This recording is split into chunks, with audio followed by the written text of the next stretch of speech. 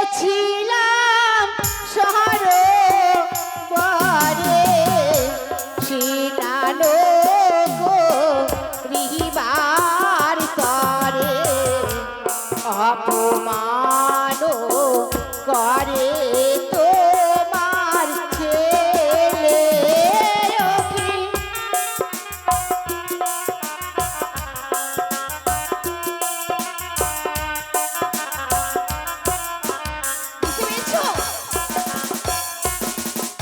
গিয়েছিলাম সরোবরে, হ্যাঁ, স্নান করিবার তরে সেটাই মধ্যে করেছে অপমান। তোমাকে অপমান করেছে? হ্যাঁ হ্যাঁ, কিভাবে অপমান করেছে? শোনো। আর এলাইলো মাথার চুল ধরে নিল জাতির কুল, কেমন ছেলে ধরেছ বারে ওকে।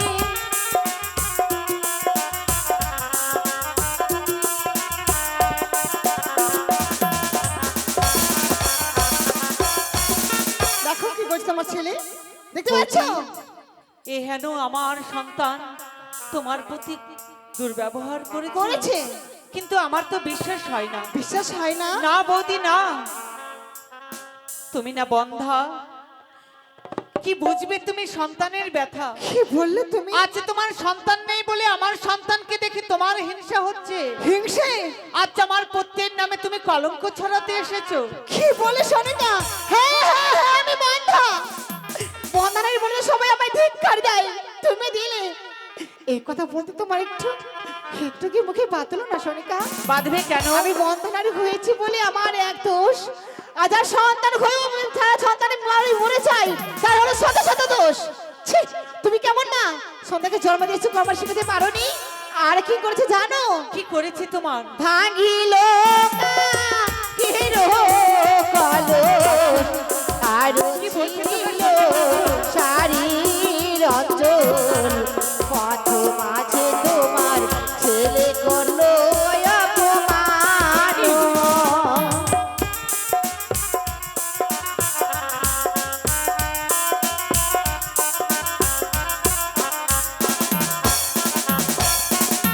বুঝতে পেরেছো? আজ তোমার ছেলে কাকের কলেজ ভেঙেছে, সেটা অথর ছিঁড়েছে, হস্তে শাখা ভেঙেছে, কোনো দুল ছিঁড়েছে। আর কি করেছে তোমার? আর কি করছে শুনতে চাও? তবে শোনো, তুমি বিশ্বাস করবে না, না? তাহলে আমি তোমায় এবারে সত্য কথা বলি, আসল কথা না বলে তুমি বুঝতে পারবে না। ও গো খুঁজে দিলে নখো রেখো চন্দ্র সূর্য যেন করিতে গো অঝরেতে করে রত্না খাতো।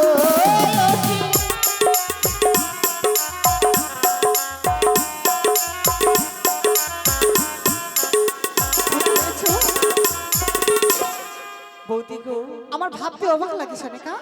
আমার পুত্র লক্ষিন্দর সে নাবালক, তোমার এত বড় ক্ষতি করেছে। বৌদি, তোমার যা ক্ষতি করেছে আমি তোমার পূর্ণ করে দেব। পূর্ণ করে দেবে? হ্যাঁ বৌদি। তাহলে পূর্ণ করে দাও তো প্রথমে আমাদের মান সম্মান। কারো যদি সম্মান একবার চলে যায়, সম্মান ফিরিয়ে দেওয়া যায় না গো বৌদি। তাই জানো- আমিও পারবো না তোমার সম্মানে ফিরে যেতে। জানো সোনিকা, আসলে ভাই আমার এই তোমার ছেলে আমার সঙ্গে খারাপ ব্যবহার করেছে, কিন্তু অন্য কাউরে করলে তারা কি ক্ষমা করে দিত তোমার ছেলেকে? কোথায় থাকে তোমাদের মান সম্মান সোনিকা? কিন্তু আমি কি করব বৌদি? তুমি কি করবে জানো? তবে শোনো, ছেলের যদি ভালো চাও তবে ছেলে বিয়ে যে দাও। নইলে ছেলের তুমি দেখবে কড়া মুখ।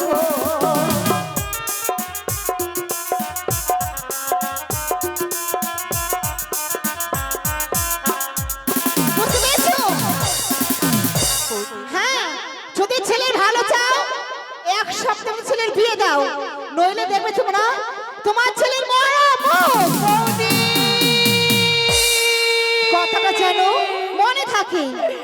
এই তুমি আমায় কি কথা শোনালে বৌদি গো, লক্ষিন্দরের আমি বিবাহ দেব কি করে? সে যে আমার নাবালক সন্তান, তার মুখ থেকে দুধের গন্ধ যায়নি, কিন্তু পুত্র লক্ষিন্দর তার মামির প্রতি এত দুর্ব্যবহার করেছে। দাসী গো, তোমরা ভেতরে যাও। সদাগর, সদাগর, তুমি কোথায় রয়েছো? শালকা, এইভাবে চিৎকার করছো কেন? কি একই তোমার মলিত বদন? কি হয়েছে তোমার? গৃহে বৌদি এসেছিল গো। বৌদিমণি কোথায়? কোথায় বৌদিমণি কোথায়? চলে গেছে নিজ ঘরে ফিরে। কি বৌদি মোর সঙ্গে সাক্ষাৎ না করে তা চলে গেল? এসেছিল কেন, কেন? আমাদের পুত্র লক্ষিন্দরের অভিযোগ নিয়ে গো। শালকা, পুত্র লক্ষিন্দরের অভিযোগ? হ্যাঁ স্বামী, হ্যাঁ। এমন কি অভিযোগ? পুত্র লক্ষিন্দর প্রভাতে ওই দিঘি সরোবরে গিয়ে তার মামের গায়ে নাকি হস্ত বাড়িয়েছে। শালকা!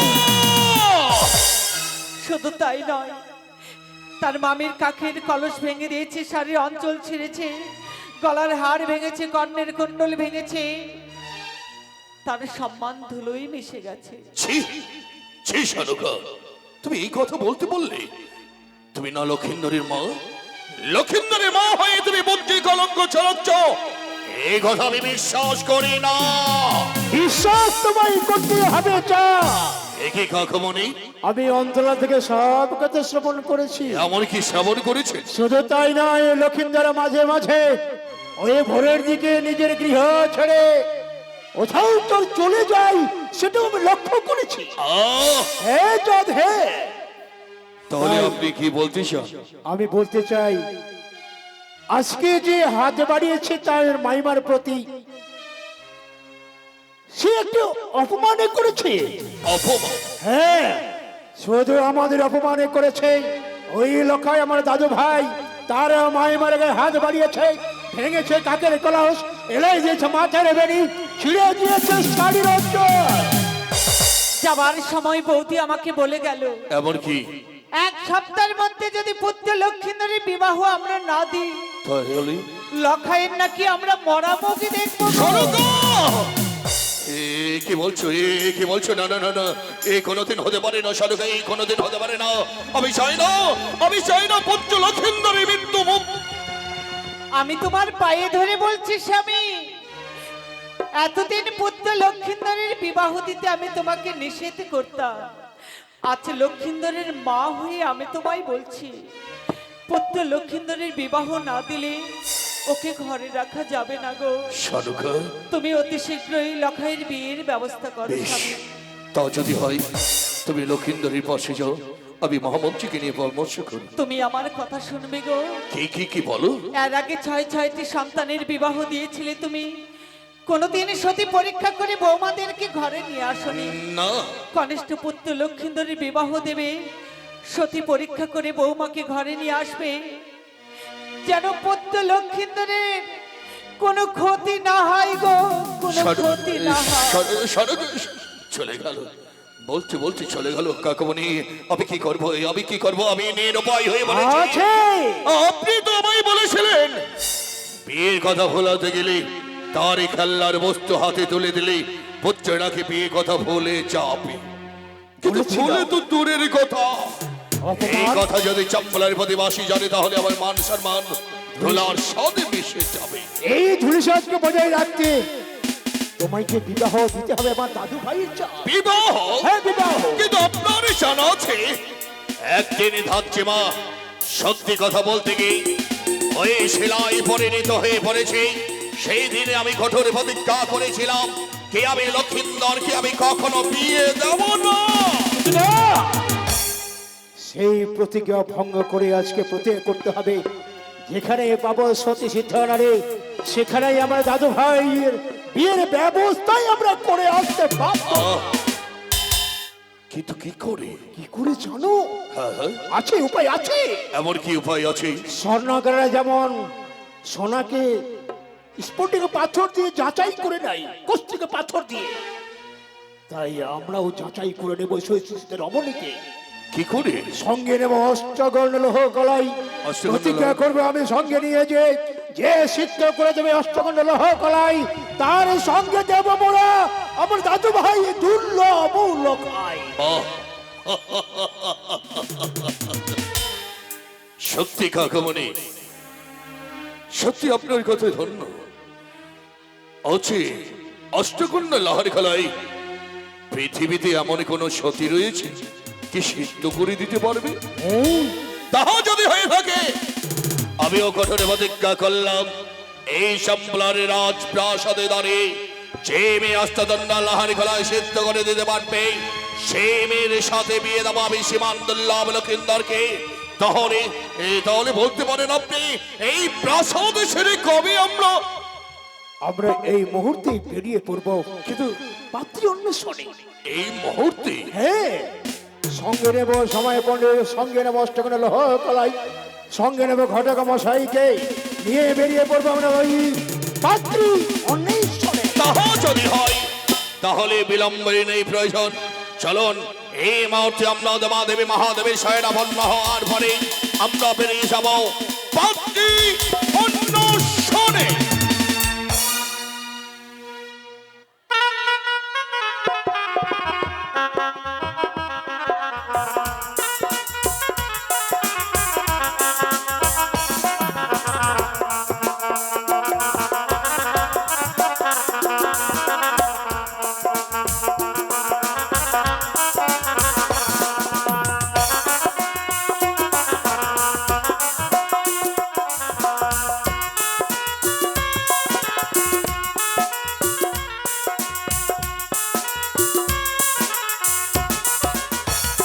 এদিকে চাঁদ পাত্রী অন্বেষণে বেরিয়েছে পুত্র বিবাহ দেবে বলে।